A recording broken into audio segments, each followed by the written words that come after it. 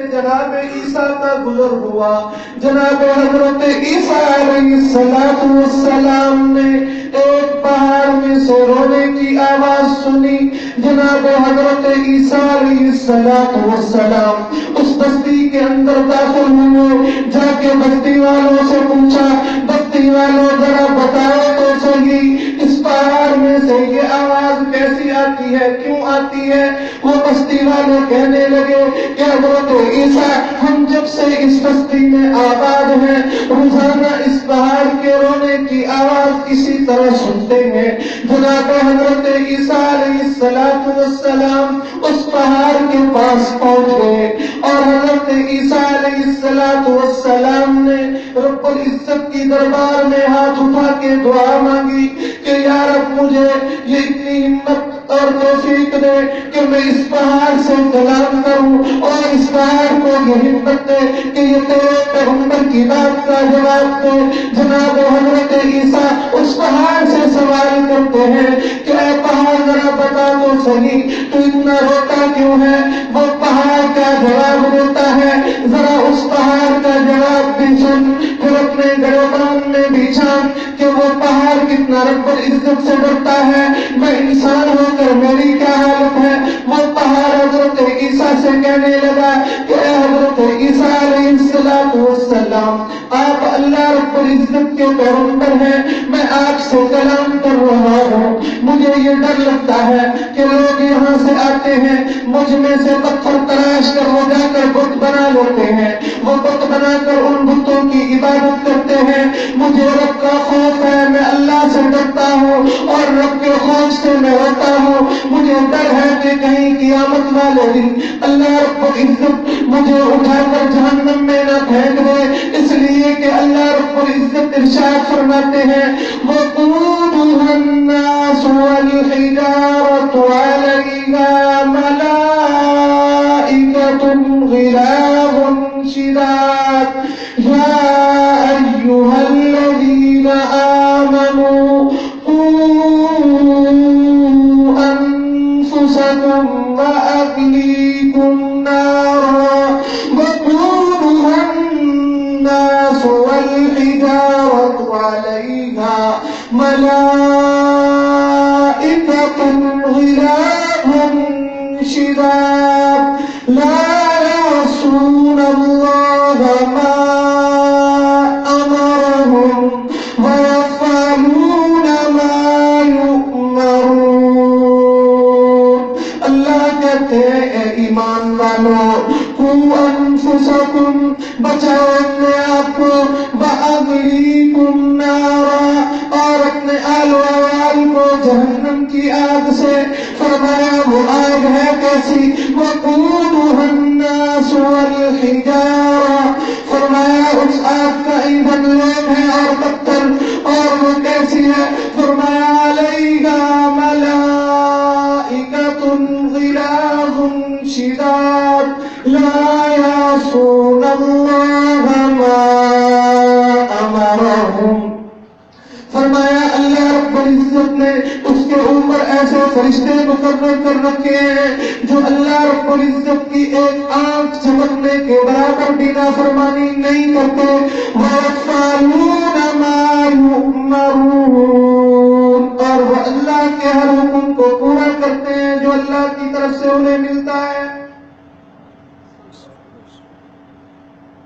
آج کوئی اپنی برادری پہ فخر کرتا ہے، سنو امام الانبیاء سرتاج دو عالم حضرت سیدنا محمد رسول اللہ صلی اللہ علیہ وسلم بلند آواز سے صلی اللہ علیہ وسلم حضور کا فرمان ہے من صلی علیہ واحدۃ صلی اللہ علیہ عشرا، جو بندہ مجھ پر ایک مرتبہ درود پڑھتا ہے اللہ رب العزت اس کے اوپر 10 مرتبہ رحمت نازل فرماتے ہیں کہ یہ صلی اللہ علیہ وسلم۔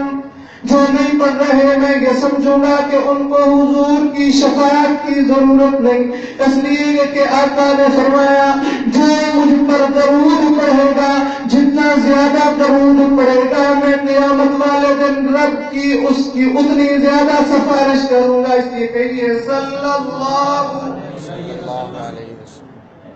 آقا چلے سیدہ کائنات سیدہ طیبہ طاہرہ عفیفہ حضرت فاطمہ رضی اللہ تعالیٰ عنہا کے پاس گئے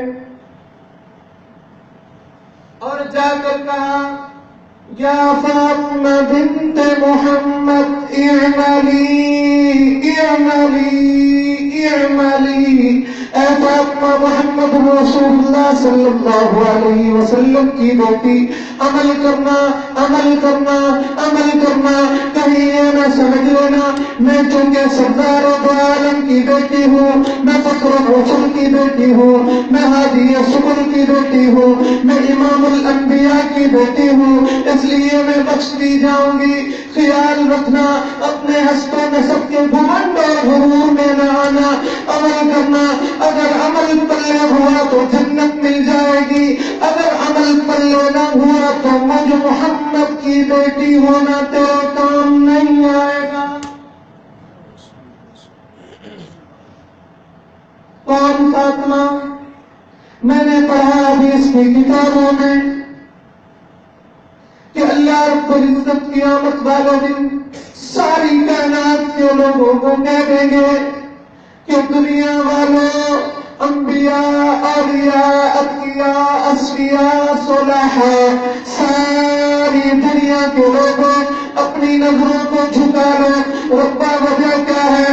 حکم ہوگا اپنی گردنوں کو نیچا کر لو، اپنی نظروں کو جھکا لو۔ ربا کیا وجہ ہے؟ بتایا جائے گا محمد کی بیٹی فاطمہ گزر رہی ہے جس نے دنیا میں اپنے پردے کا اتنا خیال رکھا کہ اس نے رات کے اندھیرے میں بھی کسی غیر محرم کی نظر اپنے اوپر نہیں پڑنے دی۔ اس فاطمہ کو آقا کہہ رہے ہیں اعملی اعملی اعملی، اے فاطمہ عمل کرنا عمل کرنا عمل کرنا۔ اور اس سے اگلی بات بھی توجہ سے سن لو، اگلی بات پر بھی غور کرو۔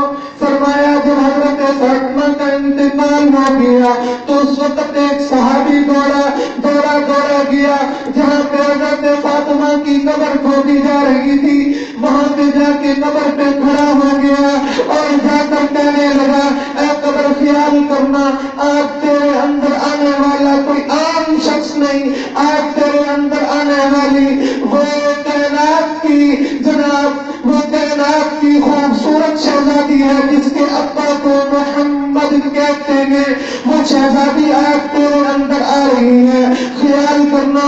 تو لکھتے ہیں کتابوں والے قبر میں سے آواز آئی کہ آواز دینے والے خاموش رہ، یہاں حسب نسب نہیں دیکھا جائے گا، یہاں پر تو عمل دیکھے جائیں گے۔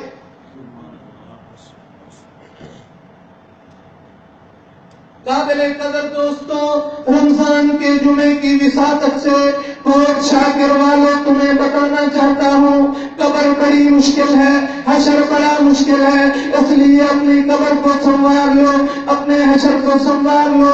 پہاڑ اللہ کے خوف سے ڈر رہا ہے۔ حضرت عیسیٰ علیہ السلام سے پہاڑ نے عرض کیا کہ اللہ کے پیغمبر، اللہ کی دربار میں میری سفارش کر دیجیے کہ اللہ رب العزت مجھے جہنم کی آگ سے بچا لے۔ تو اس وقت اللہ رب العزت نے حضرت عیسیٰ علیہ السلام سے کہا کہ عیسیٰ پیغمبر جا اس پہاڑ کو خوشخبری دے دے کہ اللہ رب العزت نے تجھے جہنم سے آزاد کر دیا۔ بلند آواز سے کہہ دو سبحان اللہ۔ ناراضگی ہے تو میرے ساتھ ہے، سبحان اللہ پر کیا ناراضگی ہے؟ کون سبحان اللہ؟ سبحان اللہ۔ تو قابل قدر دوستو،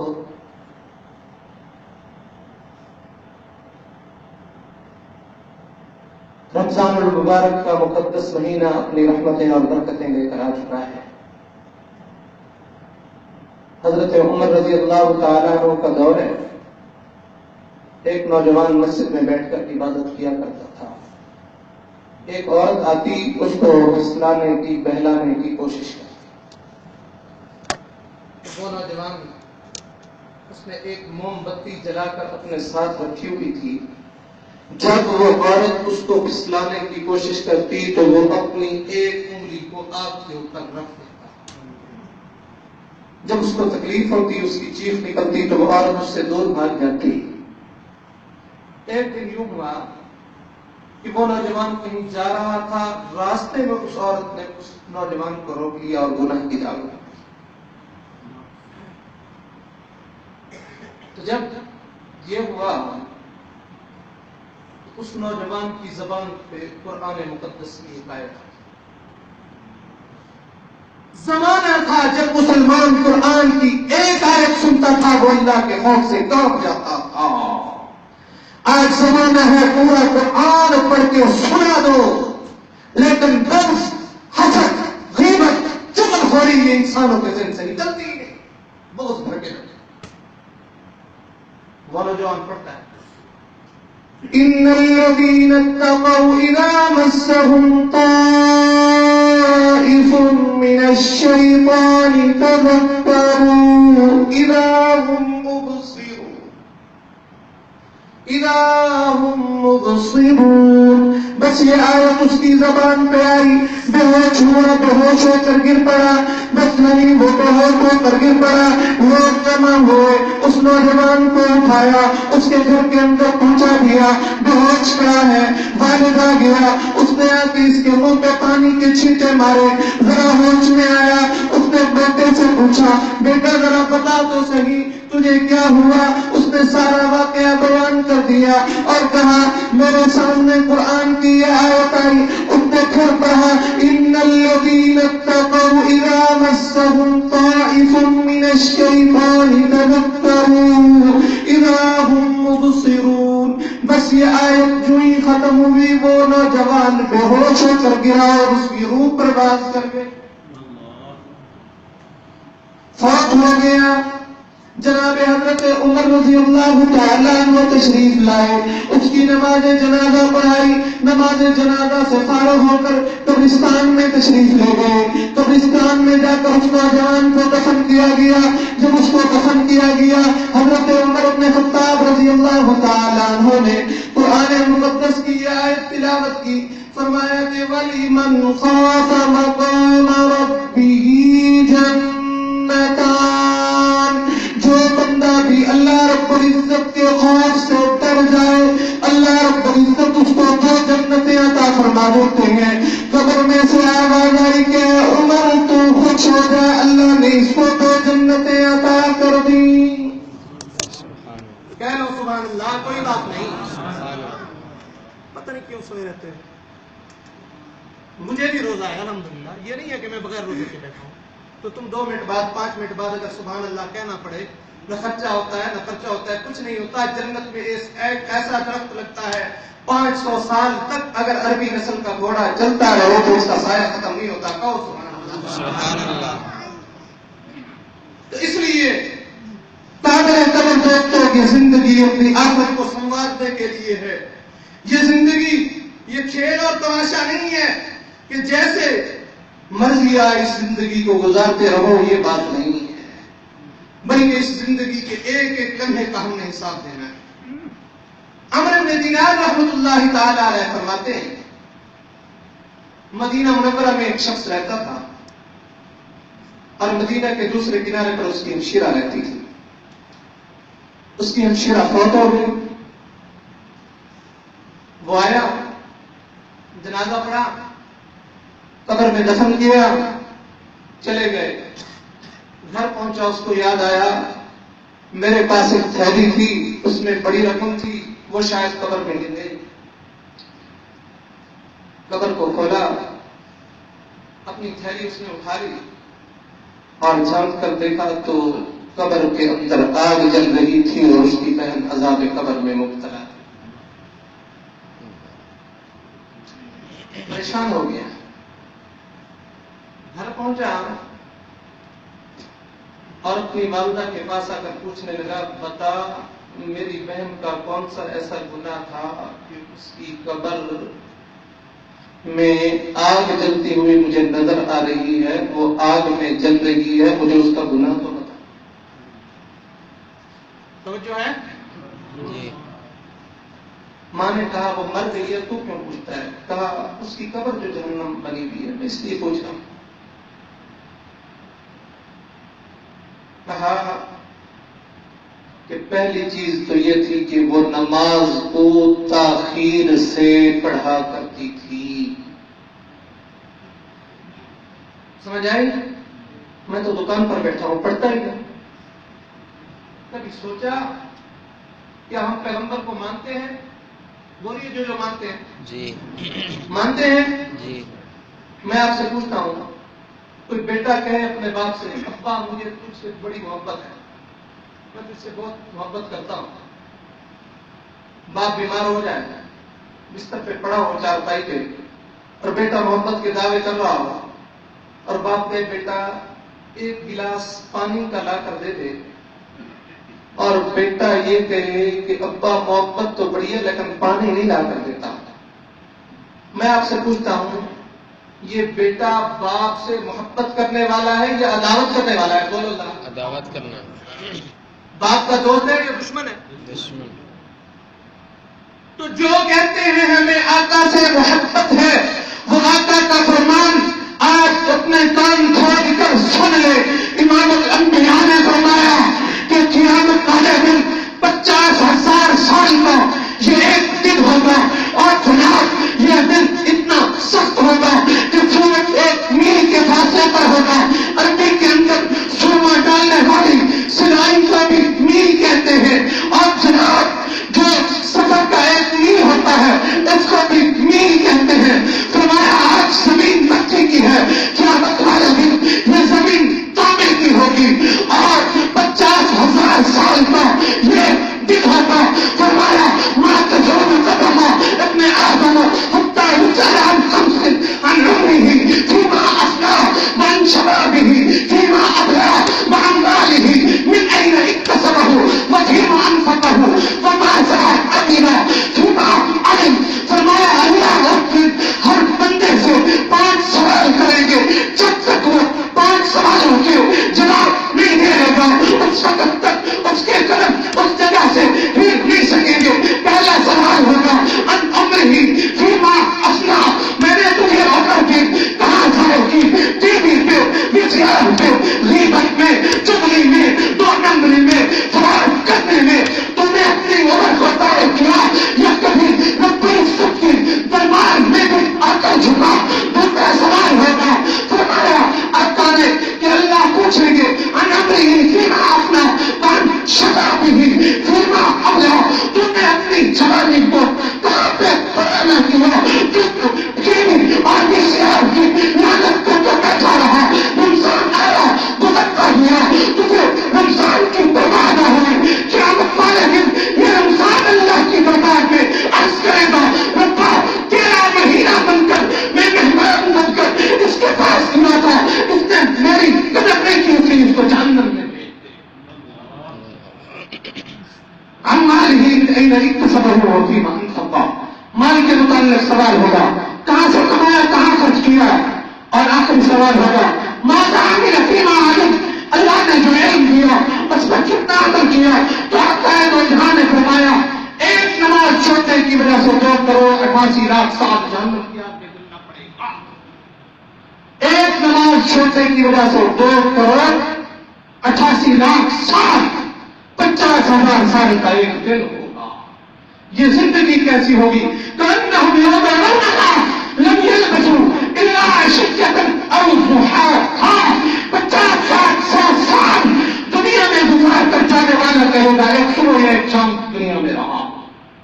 اس لیے اب اس نوجوان نے ماں سے پوچھا کیا گناہ تھا؟ کہا پہلا گناہ تو یہ تھا کہ نماز کو تاخیر سے پڑھا کرتی تھی، چھوڑتی نہیں تھی، تاخیر سے پڑھتی۔ نماز چھوڑنے والے کان کھول کر سن لے، یہی قبر تیرے لیے جہنم بن جائے گی، اور یہی جسم اس جہنم میں جلے گا۔ اور دوسرا گناہ سن کر میں اپنے گریبان میں جھانکوں، تو اپنے گریبان میں جھانک، اور عام ہو چکی ہے یہ گناہ، عام ہو چکا ہے، چوکوں میں بیٹھ کر، چوراہوں میں بیٹھ کر، اور پھر عجیب عجیب باتیں ہوتی ہیں۔ فرمایا دوسرا اس کا گناہ یہ تھا کہ یہ غیبت کرتی تھی اور چغلی کیا کرتی تھی۔ غیبت اور چغلی، یہ دونوں ایسے گناہ ہیں جو جنت میں داخل نہیں ہونے دیتے۔ سن لو، روزے رکھ کر چوکوں میں بیٹھ کر، چوراہوں میں بیٹھ کر غیبت کرنے والوں، سن لو، کیا کر رہے ہو؟ کسی کا کیا کر رہے ہو؟ میرا کچھ نہیں ضائع کر رہے، کہتے رہو حافظ نہیں ہے، یہ نہیں ہے، وہ نہیں ہے، پتہ نہیں کیا کیا چوکوں پر بیٹھ کر فتوے لگاتے ہیں، پیچھے نماز بھی پڑھتے ہیں، فتوے بھی لگاتے ہیں، لگاتے رہو، مجھے کیا ہے؟ اپنی آنکھ پر خراب کر رہے ہو۔ اللہ رب العزت سے دعا ہے اللہ ہمیں قرآن و سنت کے مطابق اپنی زندگی گزارنے کی توفیق عطا فرمائے۔ الحمد للہ۔